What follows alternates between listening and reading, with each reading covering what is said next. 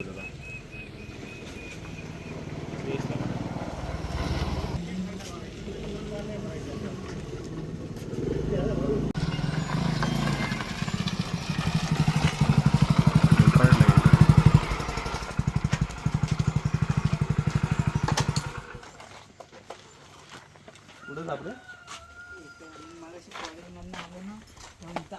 बघायला गेलं तुमचं साप.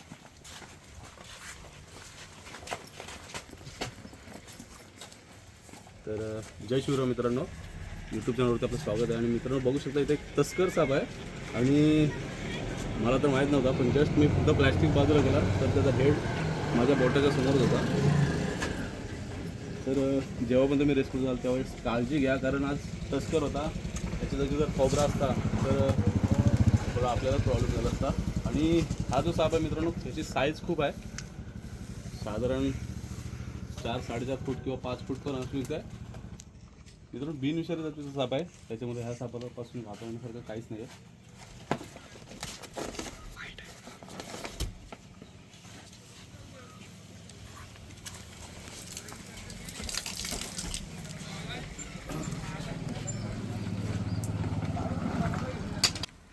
बघू शकता मित्रांनो, तस्कर साप, माउंटन ट्रिंकेट स्नेक, आणि ह्याच्यामध्ये एक कॉमन ट्रिंकेट म्हणून सुद्धा एक प्रकार येतो या सापामध्ये.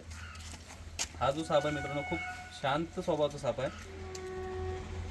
या सापापासून आपल्याला कोणताच नुकसान नाही.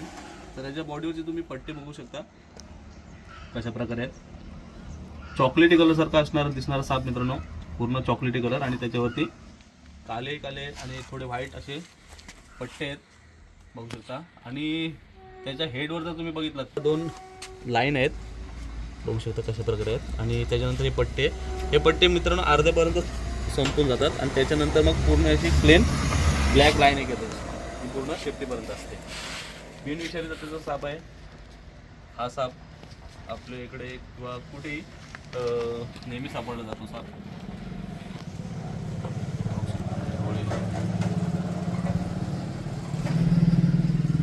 मित्रांनो ह्या सापाला काही ठिकाणी म्हणजे आपल्या इकडे कांढऱ्या साप अशी एक ओळख आहे. कारण लोकांना असं वाटतं की ह्या सापाच्या बॉडीवरती जे पट्टे आहेत त्याच्यामुळं सूर्यकांडर आहे असा लोकांचा एक गैरसमज आहे. तर असं काहीच नाही मित्रांनो, बघू शकता पूर्णपणे बिनविषारी जातीचा साप आहे आणि सर्वात शांत असं साप. साईज सुद्धा खूप मोठा आहे आणि याची लांबी माझ्या अंदाजात तरी साधारण 4 ते 4.5 फूट असू शकते. मित्रांनो ह्या सापाला पुन्हा एकदा नीट बघून घ्या. माउंटन ट्रिंकेट म्हणजे पहाडी तस्कर साप, जो की एक बिनविषारी साप आहे. मित्रांनो असे साप जर तुमच्याकडे जर कधी दिसून येतात किंवा आढळून येतात तर त्यावेळेस ह्या अशा सापांना मारू नका. कारण हे साप आपल्या घरात ज्यावेळेस येतात त्यावेळेस ते उंदीर खाण्याच्या शोधात येतात. त्याच्यामुळं उंदरांपासून तर तुम्हाला माहिती आहे आपल्या घरात खूप नुकसान होतं.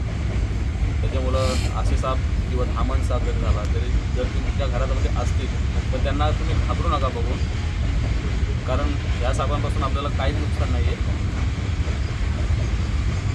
तर घरात आपण पॅक करूया.